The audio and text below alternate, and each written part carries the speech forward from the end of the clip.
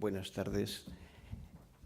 Ante todo, pues es de bien nacidos ser agradecidos y, por lo tanto, agradezco primero amable presentación a Javier López y a los organizadores, en especial al presidente de la asociación, Carlos Álvarez, por la oportunidad que me brinda de estar aquí con todos ustedes para comentar eso que han diseñado tan bien, tan inteligentemente, tan bien estructurado en el día de hoy, para hablar dentro de esta mesa que lleva por título, quizá por deformación profesional, ¿verdad? Me atengo bastante a los títulos, si lo decimos a los alumnos, pero me lo digo a mí mismo en este caso, las fundaciones ante las demandas de la sociedad. Yo vengo aquí, en este caso, también como las personas que me han antecedido en el uso de la palabra, como miembro de EDNOR. EDNOR, como se ha dicho, es una fundación que tiene como tarea el introducir, como su nombre indica, ética de los negocios y de las organizaciones, una cierta innovación también, como se ha dicho reiteradamente en la última intervención también. Se trata de innovar, de introducir en el ámbito de las empresas, de las organizaciones, de las instituciones, el ímpetu ético, del cual hablaremos algo ahora a continuación. Por lo tanto, esto empezó y se generó en el contexto del tejido empresarial valenciano, pues empresas Bancaja, muy representativa, pero también Cleop, Mercadona, Consum, es decir, un conjunto de empresas que vieron que ese ímpetu era necesario introducirlo en nuestra sociedad, en eso que llamamos la sociedad civil, que es la sociedad, el espacio de la sociedad moderna que irrumpe con fuerza en las iniciativas, en la libertad, en la creatividad, como se ha resaltado, y por lo tanto uno de esos elementos innovadores en nuestra sociedad moderna ha sido la creciente preponderancia o atención a una dimensión reprimida en la modernidad, ahora comentaremos algo de esto, que ha sido la dimensión ética. Y esto surgió en la creación de esta pequeña fundación, pero significativa, porque lo importante, como también se ha dicho a veces, es la marca, el impulso, el significado que puede tener algo en la medida en que luego se pueda poner en marcha de acuerdo con las personas que quieran contribuir. Gracias, pues, por la oportunidad de que EDNOR también contribuya a aclarar el tercer punto de este diseño, que es el compromiso, la dimensión del compromiso. Y, evidentemente, se trata, en la perfilación que yo puedo comentar en alguna medida, pues el compromiso, en este contexto que hemos comentado, el compromiso ético. Claro, cuando se hablaba de compromiso, tradicionalmente en nuestra vida, los que ya, ¿verdad?, tenemos unos cuantos años, recordaremos que compromiso en nuestro medio, en nuestra época, pues tenía casi dos espacios solo. El espacio religioso, se comprometía aquello especialmente, los consejos evangélicos, como sea, en la vida religiosa, y el compromiso político. En mi época, comprometerse ya se sabía lo que era también, el que se metía en un partido político. Sin embargo, las fundaciones representan otro espacio de compromiso de nuestras sociedades modernas. Es un compromiso por unos valores morales, éticos, sociales, se dice mucho interés social como interés propio de una universalización de valores que creemos que vale la pena, que no se pueden perder o que hemos de descubrir.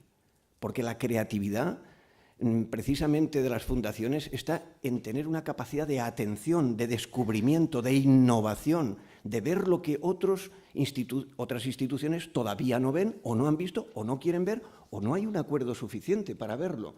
Por lo tanto, las fundaciones son, en este sentido, un nuevo espacio de los nuevos que han aparecido en la sociedad moderna, que tiene otras instituciones, como el mercado, el Estado, pero, claro, nosotros tenemos que abrirnos a una nueva dimensión, que es el de la sociedad civil, y las fundaciones tienen ahí un sentido muy peculiar. Y el compromiso, por lo tanto, no es un compromiso, en este caso, de tipo religioso, no es un compromiso de tipo político en el sentido estricto, sino es un compromiso cívico-social.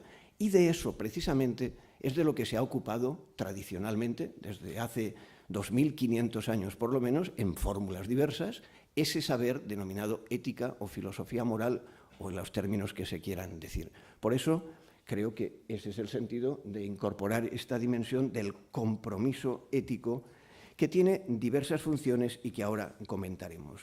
Simplemente una postilla todavía al título, para introducir lo que acabo de comentar y en lo que voy ahora a explicitar a continuación.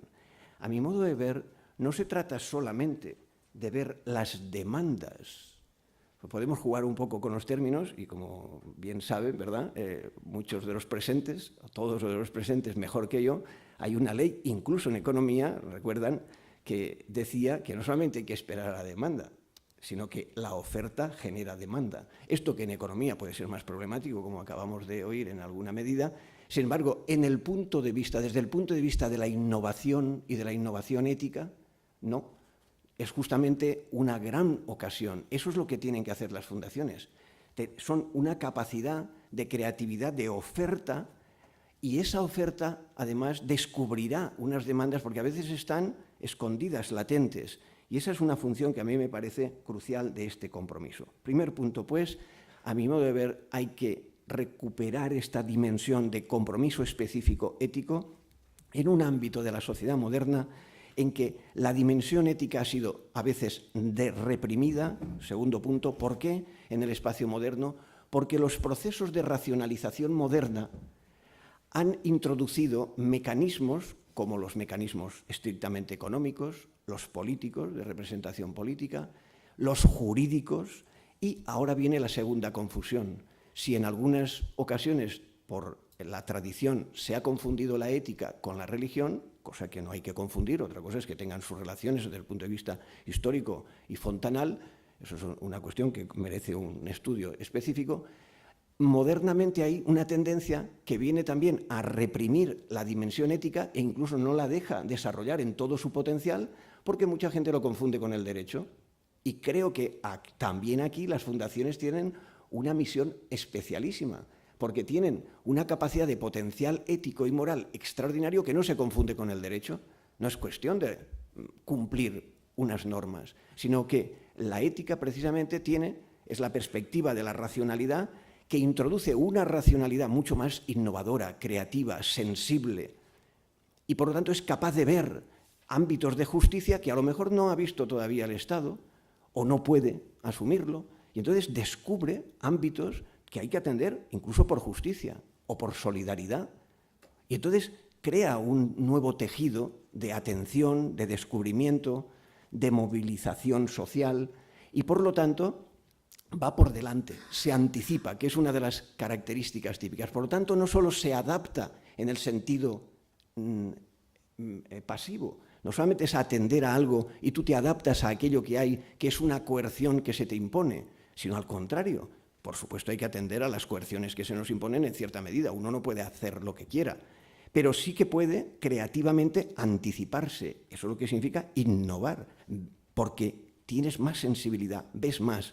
Y a veces no se ve solo por las racionalizaciones formales de los mecanismos tradicionales de la racionalización social que hemos aludido, económicas, políticas o jurídicas, sino si descubrimos que en la razón moderna hay otros aspectos que a veces se han reprimido, se han olvidado. Ahora está de moda hablar de la dimensión emocional, pero es que si eso ha estado siempre en los grandes tratadistas de la ética, bueno, por cierto, el que lo puso de moda, si lo leen de verdad, verán de quién parte, de Aristóteles, hace 2500 años, porque el ser humano no es pura racionalidad, sino que es sentimiento, es deseo, es corazón. Por ejemplo, últimamente, pues recuperando toda esa tradición, se ha hablado de razón cordial, por ejemplo, Adela Cortina, ética de la razón cordial, claro, porque es que tenemos que ir a las entrañas de la razón, porque una razón puede instrumentalizarse para los fines o los valores. En la entrada hablábamos, bueno, ya lo decían los clásicos, el médico puede usar su saber médico desde el punto de vista abstractamente técnico para matar con el mismo saber, o para curar, para paliar. Es decir, las funciones tienen que tener en cuenta las finalidades, los valores. Por eso hay que descubrir, y este es el segundo ámbito que quería resaltar, hay que descubrir la racionalidad propia de la ética y además la ética moderna. ¿Y en qué consiste una ética que es moderna, que se sabe inserta en esta modernidad? Pues en varias cuestiones. Nosotros nos vamos a reducir a algo que pueda ser aprovechable en el mundo de las fundaciones, que hemos comentado que es un espacio propio. No se puede confundir ni con un terreno religioso, ni jurídico, ni político, y se ha dicho, ese es el llamado, hay nombres muy diversos, todos lo sabemos, tercer sector, como se quiera decir, que a lo mejor es el primer sector, es decir, es la sociedad civil, porque los otros sectores han crecido desde la sociedad civil, si le queremos jugar con los términos, pero en fin, porque justo es de la sociedad civil moderna, porque sociedad civil, por ejemplo, en la época premoderna no había. Es una de las nociones que surgen para concebir, para entender el proceso de modernización, y de ahí surgen las instituciones específicas, tanto de tipo político, económico como jurídico. Bueno, pues ahí, ¿de qué ética podemos hablar? ¿Qué significa ética en ese terreno? A mi modo de ver, esto normalmente, como cuando se habla de ética, cada cual tiene su idea, yo creo que hay que aclarar, aunque sea rápidamente, 2 o 3 cuestiones. Cuando se habla de ética parece que tiene que ver con algo muy personal, pero la ética, que es y tiene que empezar siendo personal, porque somos personas, y sin convicciones personales, y el compromiso, por ejemplo, en las fundaciones es clave de los patronos. Si los patronos no tienen unas convicciones claves, pues puede ser cualquier cosa, eso sirve de dirección. Pero la ética no solo es personal, es institucional en la época moderna. ¿Por qué? Porque vivimos en mediaciones, por ejemplo, en las fundaciones, y eso ya es una organización, y hay que inocular en la propia organización, a partir de las personas, unos valores que sean también de la organización. En segundo lugar, esto también está muy mal entendido, la ética parece que es el terreno de lo desinteresado. No, señor. En el mundo moderno vivimos todos de intereses. Lo que habrá que ver es qué intereses son legítimos e ilegítimos, mejores o peores, cuáles son innovadores para las finalidades que se buscan. Pero si no vamos entendiendo las cosas así, claro, cuando se habla de ética, porque como no hay formación, no se estudia, no que se ha confundido con derecho, con religión, con cualquier otra cosa, o por ciencia infusa, entonces, claro, no nos adaptamos al potencial que puede tener, al vigor que puede tener el arsenal de los valores que llamamos morales y que estudia la filosofía moral, la ética, como cualquier otro saber desde antiguo.